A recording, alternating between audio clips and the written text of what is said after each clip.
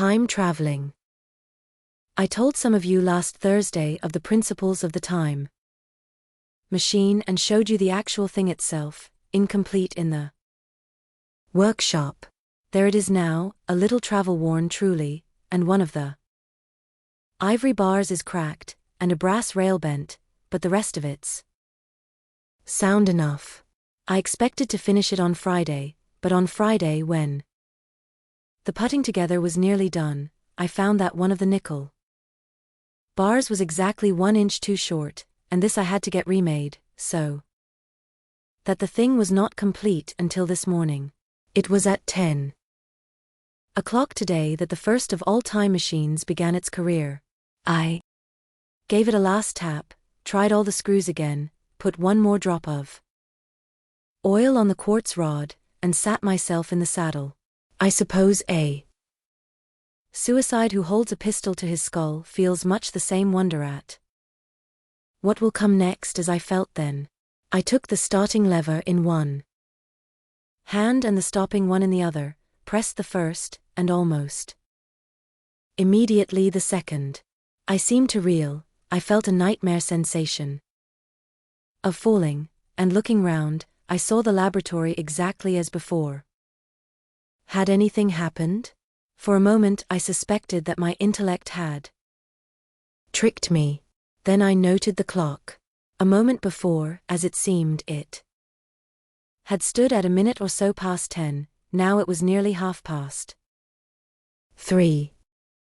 I drew a breath, set my teeth, gripped the starting lever with both hands, and went off with a thud. The laboratory got hazy and went dark. Mrs. Watchett came in and walked, apparently without seeing me, towards the garden door. I suppose it took her a minute or so to traverse the place, but to me she seemed to shoot across the room like a rocket. I pressed the lever over to its extreme position. The night came like the turning out of a lamp, and in another moment came tomorrow. The laboratory grew faint and hazy, then fainter and ever fainter. Tomorrow. Night came black, then day again, night again, day again, faster and faster still. An eddying murmur filled my ears, and a strange dumb confusedness descended on my mind. I am afraid I cannot convey the peculiar sensations of time traveling. They are excessively unpleasant. There is a feeling exactly like that one has upon a switchback, of a helpless headlong motion. I felt the same horrible anticipation, too, of an imminent smash. As I put on pace, night followed day like the flapping of a black wing.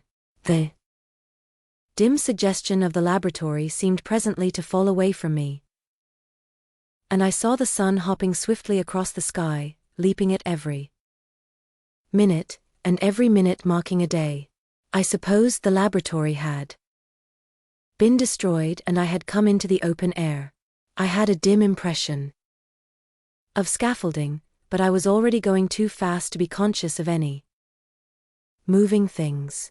The slowest snail that ever crawled dashed by too fast for me.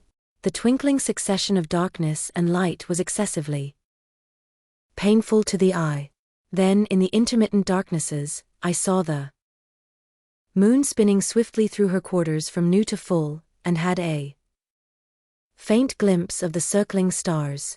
Presently, as I went on still gaining velocity, the palpitation of night and day merged into one continuous grayness. The sky took on a wonderful deepness of blue, a splendid luminous color like that of early twilight. The jerking sun became a streak of fire, a brilliant arch in space, the moon a fainter fluctuating band, and I could see nothing of the stars, save now and then a brighter circle flickering in the blue.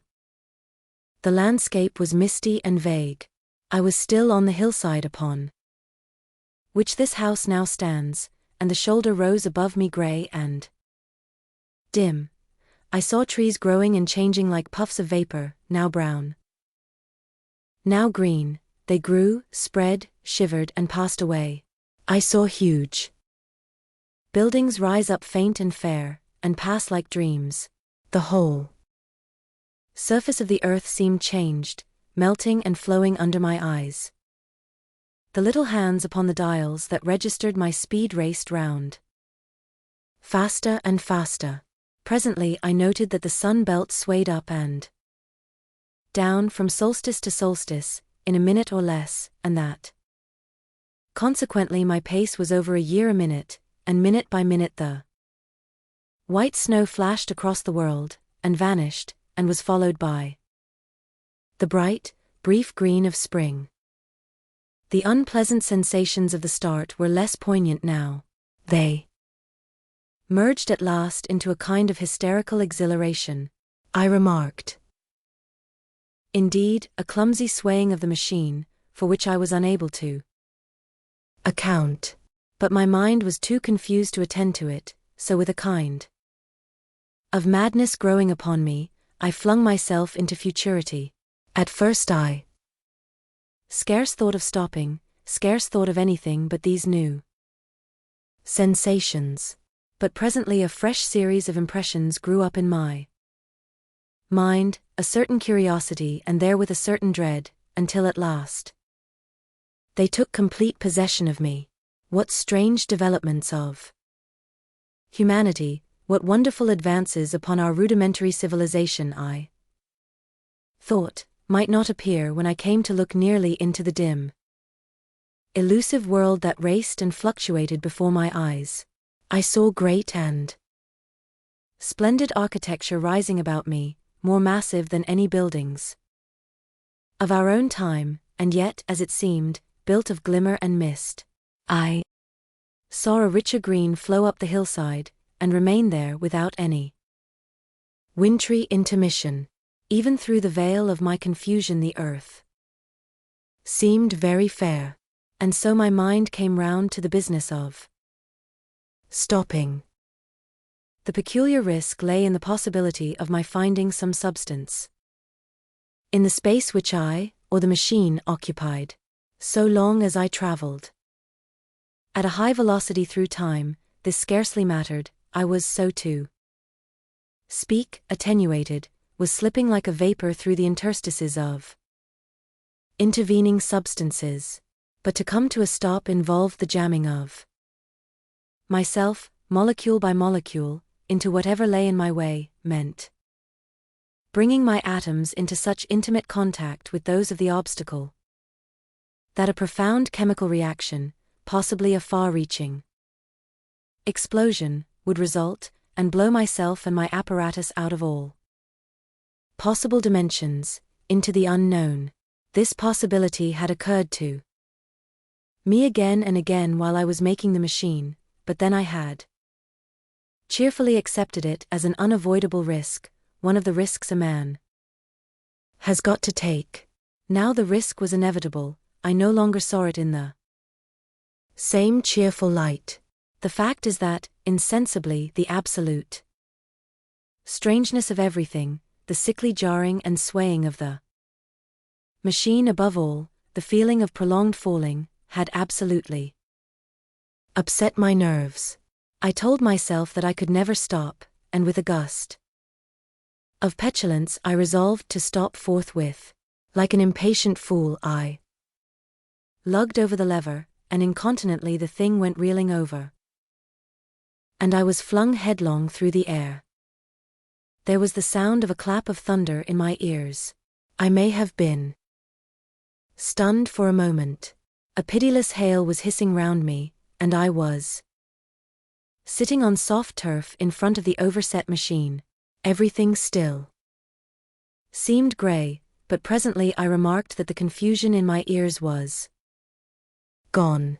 I looked round me. I was on what seemed to be a little lawn in a garden, surrounded by rhododendron bushes, and I noticed that their mauve and purple blossoms were dropping in a shower under the beating of the hailstones. The rebounding, dancing hail hung in a little cloud over the machine, and drove along the ground like smoke. In a moment I was wet to the skin. "Fine hospitality," said I, "to a man who has traveled innumerable years to see you." Presently I thought what a fool I was to get wet. I stood up and looked round me. A colossal figure, carved apparently in some white stone, loomed indistinctly beyond the rhododendrons through the hazy downpour. But all else of the world was invisible. My sensations would be hard to describe. As the columns of hail grew thinner, I saw the white figure more distinctly. It was very large, for a silver birch tree touched its shoulder. It was of white marble, in shape something like a winged sphinx, but the wings, instead of being carried vertically at the sides, were spread so that it seemed to hover.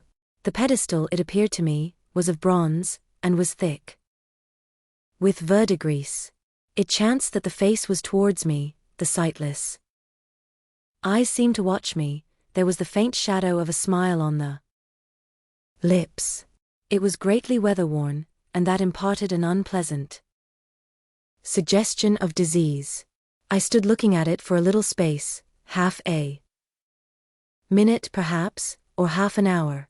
It seemed to advance and to recede as the hail drove before it denser or thinner. At last I tore my eyes from it for a moment, and saw that the hail curtain had worn threadbare, and that the sky was lightening with the promise of the sun. I looked up again at the crouching white shape, and the full temerity of my voyage came suddenly upon me. What might appear when that hazy curtain was altogether withdrawn? What might not have happened to men? What if cruelty had grown into a common passion? What if in this interval the race had lost its manliness, and had developed into something inhuman, unsympathetic, and overwhelmingly powerful? I might seem some old-world savage animal, only the more dreadful and disgusting for our common likeness, a foul creature to be incontinently slain. Already I saw other vast shapes, huge buildings with intricate parapets and tall columns, with a wooded hillside dimly creeping in upon me.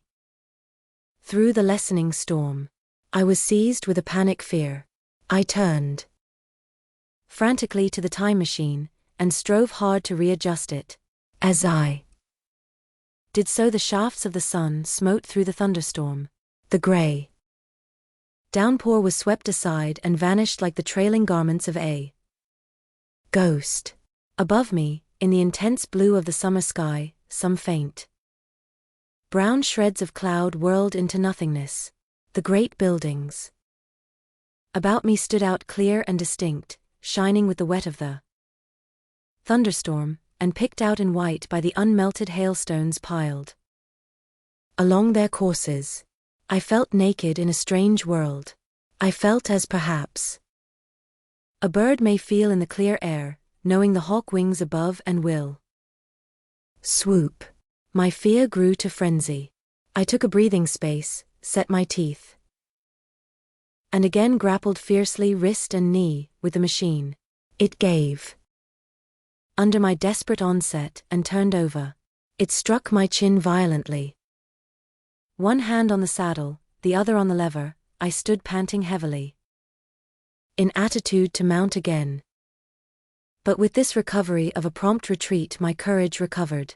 I looked more curiously and less fearfully at this world of the remote future.